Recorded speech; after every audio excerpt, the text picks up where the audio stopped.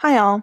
Okay, when you're in No Red Ink, after you've logged in for the first time, you've set up your interests, and you're ready to access your assignments, you're going to click this play button. It's been a commonly asked question, so I decided I was going to do a quick walkthrough video over how you actually complete the homework on No Red Ink.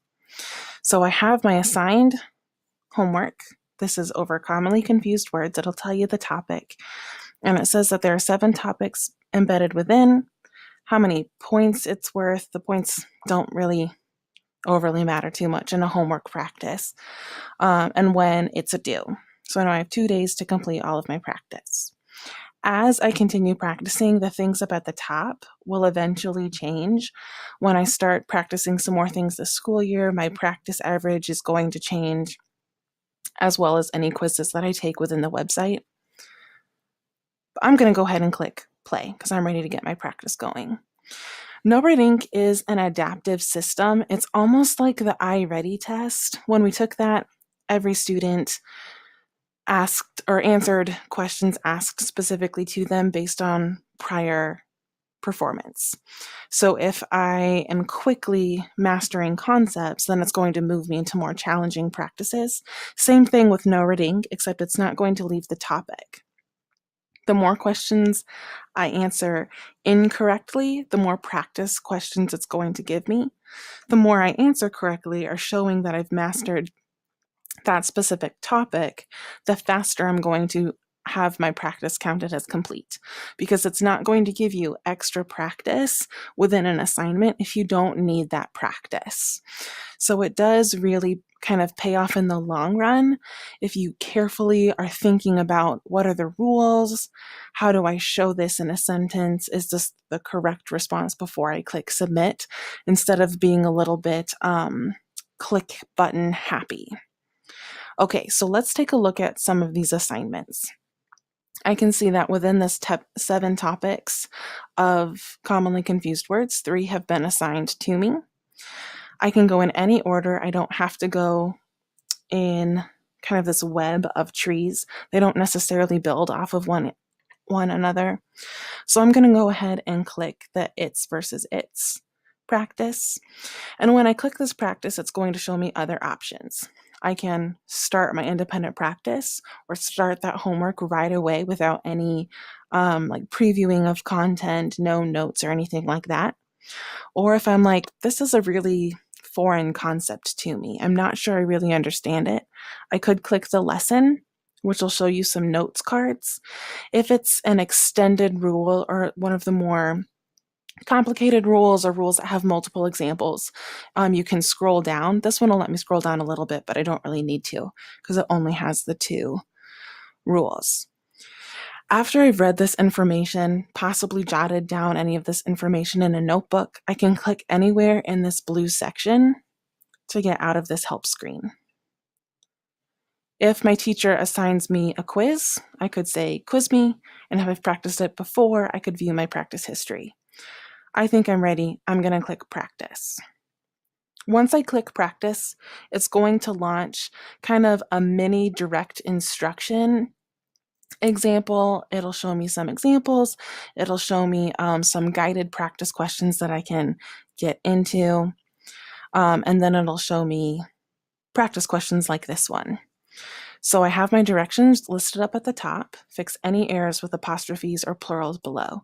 Click submit answer if there are none. So if I don't have to change it at all, I don't have to click it, I can just click submit. Right? Students will not get this option if they are in their student mode, which every student in my classroom should be. This is just part of the teacher view, so just ignore that for now. Okay, so if we're looking at this, Harry Potter sang to his dog in order to calm its nerves. Does this show belonging, or does it show a contraction between it is? If I'm remembering my notes, then I know that this is the correct response because that apostrophe shows the conjunction and it is does not make sense within this example. So I don't have to do anything. I can just click submit.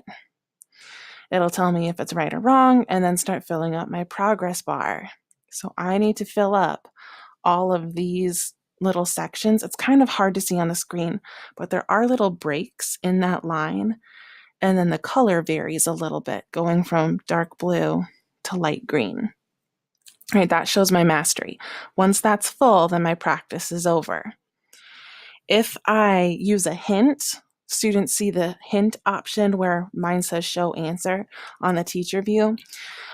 Students can hit that little light bulb for a hint, and then it'll walk them through the rules again, and they'll get a chance to answer the question before submitting their response. But if they use a hint, then it won't count for their overall mastery. You'll have to answer another question without the hint for it to count. Okay, let's try this again. Cho Chang learned how to play the harp, but she couldn't figure out how to tune its strings. Now this shows a contraction, so I could really say how to tune it is strings. Does it is strings make sense? No, I need to take that out. So I just click and delete, submit answer. Okay, so I got 2 in a row. That's very beginning practice. I've started on my step towards mastery. I didn't need a hint or anything, so I'm starting to earn some stars. When these 3 sections are full, then I'm done. It'll turn green. I can move on to my next skill or practice on my own. Do I need to change this? Carrie Tresick thinks that it is possible to get tickets to the game at the last minute. Yeah, that makes sense, so I don't need to fix this at all. Submit. What happens if I get something wrong? So it's raining outside, so Alexander Hamilton is going to keep reading his book on Monopoly strategy. Now this shows possession, but it really should be, it is raining outside. So the correct response would be to add an apostrophe. But let's say I was rushing, maybe I don't quite remember the rule, I don't fix it, I'm going to submit it. It'll say not quite. I can show my hint, get a little bit of relearning. Oh, I wasn't supposed to keep it like this. I was supposed to add an apostrophe. So I can retry that question.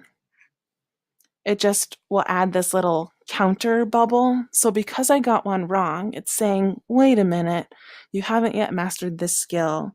Let's make sure you have this practice down before we move you on to another question. So now I have to get 3 in a row to continue. I fixed it, but since I used a hint, I have to get one right. So that fixed response does not count for one of those 3.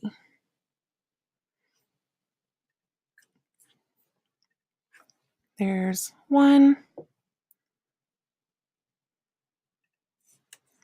There's 2.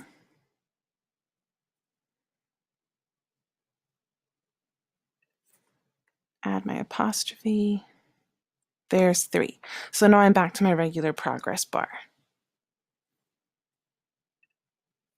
Okay, I've just about finished my practice. You can see I've earned some stars, and now all I have left is this green. Once I've gotten all 4 stars complete, it says, yes, you have achieved mastery. Does a little congratulation rocket ship boosting you into your atmosphere of awesome. I now have some options. Students will not see this teachers only option. Instead, they'll see, yes, I can begin the next topic. So if I'm thinking back to that original bubble thing, I know I still have 2 more bubbles to go. So I could begin right away, or I can go back and return to the pathway to see my overall progress.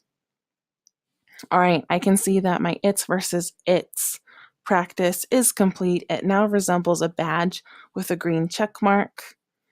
I can now begin my other assignments. Or if I'm like, I want to practice that again, I can review a lesson, I could quiz myself, or I could view some practice history. All right, I'm going to finish my next 2 homework bubbles and then check back in afterward.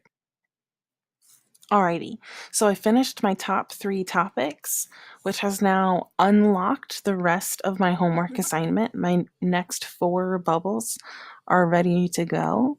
I'm well on my way to completing my mastery of commonly confused words.